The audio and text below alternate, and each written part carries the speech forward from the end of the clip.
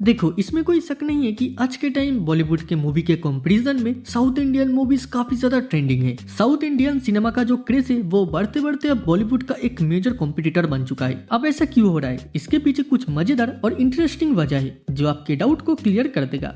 तो mom dad को छोड़ के किसी के आगे ना झुकते हुए let's talk about south Indian movies में जो स्टोरी टेलिंग होती है वो ज्यादा फ्रेश और एंगेजिंग होता है। बॉलीवुड में अक्सर एक ही टाइप की रोमांटिक फैमिली ड्रामा या कमर्शियल फॉर्मूला पे मूवीज बनता है। साउथ ने इसी ट्रेंड को तोड़ दिया, जैसे कि बाहुबली ने एपिक स्केल पर एक्शन और ड्रामा को दिखाया या कांतारा ने एक कल्चरल रूटेड स्टोरी सुनाई। ये डाइवर्सिटी ऑडियंस को अट्रैक्ट करता है, जबकि बॉलीवुड का फॉर्मूला थोड़ा स्टेल लगने लगा है। South Indian cinema specially Telugu और तमिल मूवीज एक्शन सीक्वेंस के लिए काफी फेमस है। बॉलीवुड में अक्सर एक्शन रैप स्टाइल पे बेस्ड होता है। साउथ में आपको एक्शन सीक्वेंस जेन्युइनली धमाकेदार मिलता है, मतलब जो फिजिक्स डिफाइंड एक्शन होता है वो साउथ का शान है। केजीएफ हो या पुष्पा, दोनों मूवीज का एक्शन सीक्वेंस ने ऑडियंस को लिटरली सीट से चिपकने पर मजबूर कर दिया। एक और बड़ा रीजन है कि साउथ इंडियन मूवीज अब पैन इंडिया बन गई है। ये लोग अपने मूवीज को सिर्फ एक रीजनल लैंग्वेज तक ही सीमित नहीं रखते। उनका एक ही मोटो होता है, हर इंडियन तक अपनी मूवीज को पहुंचाना। डब्ड वर्जन का क्रेज इसी वजह से इतना बढ़ गई है। Bollywood on the other hand काफी टाइम तक हिंदी बेल तक ही सीमित रही। ट्रिपल आर, बाहुबली, कल्कि जैसे मूवीज सिर्फ इंडिया के दिल में ही जगह बना चुकी है ऐसा नहीं, बल्कि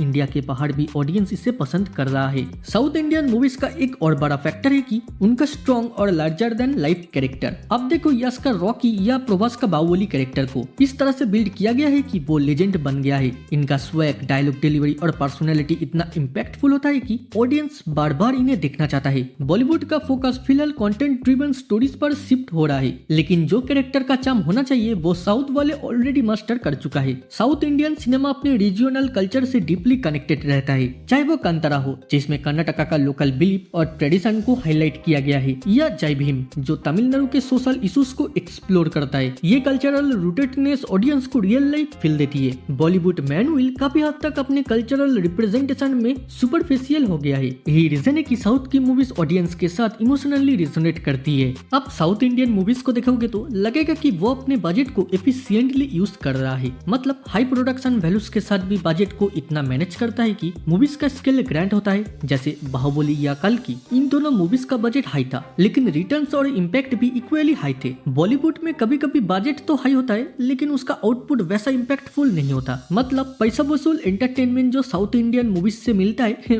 वो बॉलीवुड से कहीं ज्यादा नोटिसेबल है। साउथ इंडियन मूवीज की मार्केटिंग स्ट्रेटेजी भी काफी इनोवेटिव होती है। कल्कि हो या पुष्पा, इनकी प्रमोशन देखकर लगता है कि ये लोग मार्केटिंग के मामलों में बॉलीवुड से 2 कदम आगे है। हर छोटी बात को हाइप बनाना, यूनिक प्रमोशनल इवेंट्स करना और फैंस को एंगेज रखना, यही सब टेक्टिक्स इन्हें बॉलीवुड के आगे खड़ा कर देती है। बॉलीवुड मार्केटिंग में अभी थोड़ा रिपीटिव दिख रहा है, जो साउथ के साथ कंपैरिजन में थोड़ा वीक पड़ जाता है। साउथ इंडियन मूवीज का म्यूजिक और डांस भी एक बड़ा फैक्टर है जो इन्हें अलग बनाता है। बॉलीवुड के गाने जब रिपीटिव हो गया है तब साउथ इंडियन सिनेमा ने चैटबस्टर म्यूजिक और आइकॉनिक डांस मूव से हम सबको लूट लिया है। पुष्पा का श्रीवली स्टेप या ट्रिपल आर का नाटू नाटू सॉन्ग हर जगह वायरल हुआ। बॉलीवुड म्यूजिक अब रीमेक्स और आइटम सॉन्ग्स के साइकिल में ही फंसा लगता है, जबकि साउथ में नई और यूनिक टून्स सुनने मिलता है। जो चीज अब तक बैकग्राउंड में थी वो है कि ऑडियंस का टेस्ट। ऑडियंस सिर्फ स्टार पावर पे नहीं जा रहा है, उन्हें समझ में आ गया है कि कंटेंट ही किंग है। साउथ इंडियन मूवीज ने एक ऐसा फेज पे एंट्री मारी जब बॉलीवुड का स्टारडोम बेस्ड फॉर्मूला वीक पड़ रहा था।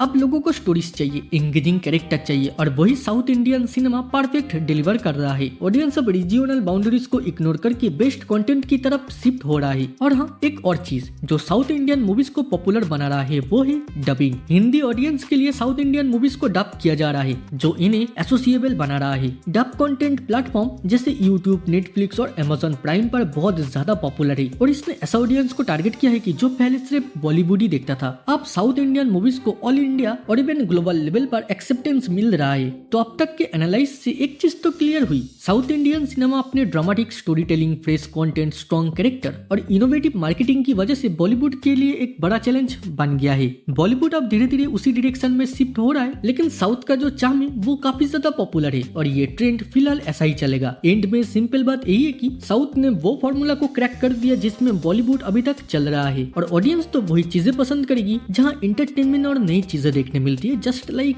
Child memories. By the way, video अच्छी लगी तो लाइक करना एकदम मत भूलो। ऐसे वीडियो के लिए प्ले लिस्ट को चेकआउट करो और कमेंट में अपना डिसीजन बताओ। फिर दुनियादारी भूल जाओ, बचपन की याद में खो जाओ और चाइल्ड मेमोरीज को सब्सक्राइब करें। आज के लिए इतना ही, फिर मुलाकात होगा दूसरे किसी वीडियो दूसरे किसी टॉपिक में। तब तक देखते रहो चाइल्ड मेमोरीज।